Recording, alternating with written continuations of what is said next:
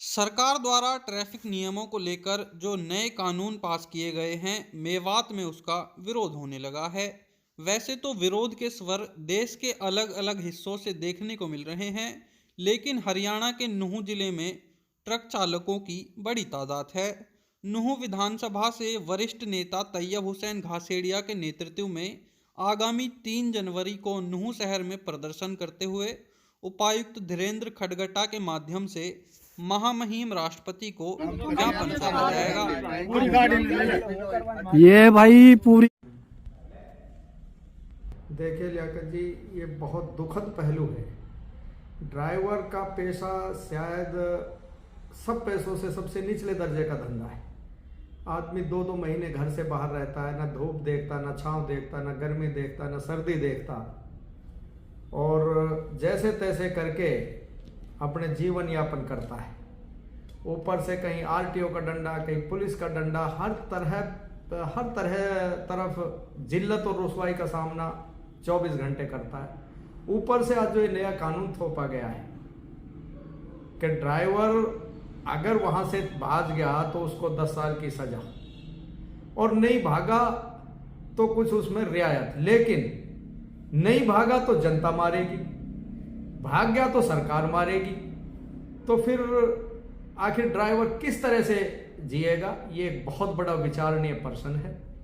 और इसी के मद्देनजर चूंकि मेवात की अर्थव्यवस्था 80% जो इस धंधे से जुड़ी हुई है, यहाँ 60-70% लोग ड्राइविंग का काम करते हैं, बाकी लोगों पे गाड़ियां हैं, और टोटल जो मेवात की जो जीवन रेखा हम कह सकते हैं कि इस लाइन से जुड़ी हुई है। यहाँ रोजगार का और कोई माध्यम नहीं है, और अगर इस तरह का कानून अगर ये लागू हो गया बदकिस्मती से, तो लोग इस धंधे से भी वंचित रह जाएंगे, और वहां इन लोगों को भूखों मरने की नौबत इस प्रदेश और देश में आ जाएगी। इसी के मद्देनजर मैंने सबसे पहले इस मुद्दे को उठाया, और उसी सिलसिले में आगामी 3 जनवरी को महामहिम राष्ट्रपति जी के नाम डीसी साहब के मार्फत से एक ज्ञापन दिया जाएगा, जिसमें मैं करबद्ध निवेदन करता हूं, अपील करता हूं आज ही जाना तमाम अपने ड्राइवर साथियों से या उस धंधे से जुड़े हुए लोगों से कि अपनी आवाज सरकार के कानों तक पहुंचाएं, और आवाज पहुंचाने का लोकतांत्रिक तरीके से ये एक रास्ता है कि हम विरोध प्रदर्शन करते हुए मैं अपने ऑफिस से लेकर के सेक्रेटरीट तक पैदल मार्च करेंगे, और उसमें इस कानून को वापस लेने की महामहिम राष्ट्रपति जी से गुहार लगाई जाएगी। लिहाजा मैं तमाम मेवात के लोगों से विनती और अपील करता हूं, इल्तिजा करता हूं कि इस काले कानून के खिलाफ अपनी आवाज मुखर करें, आवाज बुलंद करें, ताकि सरकार को मजबूर किया जा सके। जो ये फांसीवादी कानून है, लोगों की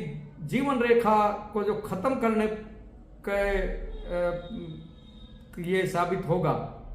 आत्मघाती कानून जो ये बनाया है सरकार ने, सरकार को हमें मजबूर करना है, पूरे देश में ये संदेश भी देना है कि इस तरह के कानूनों से आम और गरीब आदमी का जीना दूभर हो जाएगा। लिहाजा सरकार आम और गरीब आदमी की मजबूरी को देखते हुए इस कानून को वापस लेने का समाधान निकाले। बहुत बड़ा कुप्रभाव पड़ेगा।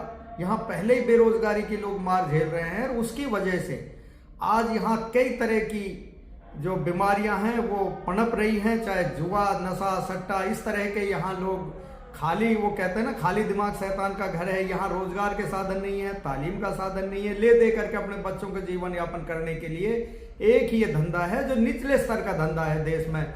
और उस निचले स्तर के धंधे को भी सरकार जो है उजाड़ने पर तुड़ी हुई है। तो ये एक बहुत बड़ी बदनसीबी है। इस कानून के तहत बहुत से लोग बेरोजगार होकर के घर बैठ जाएंगे, मायूस होकर के, और उनको उनके बच्चों के भूखे मरने की नौबत आएगी। लिहाजा मैं आज सरकार से विनती करता हूं, और तमाम लोगों से भी विनती करता हूं कि इस कानून के खिलाफ विरोध दर्ज कराएं, सरकार को सचेत करें इसके प्रति, ताकि इस कानून को वापस लिया जा सके।